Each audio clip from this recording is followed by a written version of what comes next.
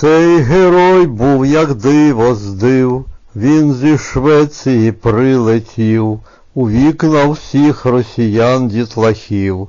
Товстий Карлсон, в них Ємеля на піч заліз, і поїхав він без коліс. А Карлсон шведський то геть інша річ. Він з мотором, він літає, вже у розпачі дорослі, ми всі в біді. Як від зайди із Європи дітей спасти, нам дітей спасти.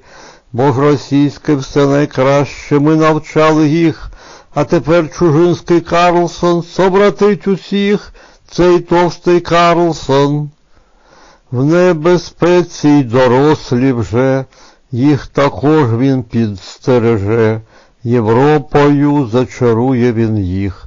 Товстий Карлсон, день і ніч небезпека ця, підриває всі скрепи там, і важко так цьому протистоять.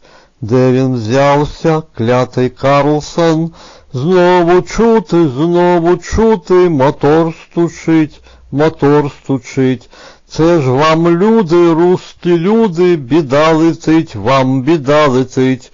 Небезпека казка може Русь святу згубить, раптом Карлсон допоможе зрозуміти світ, цей товстий Карлсон.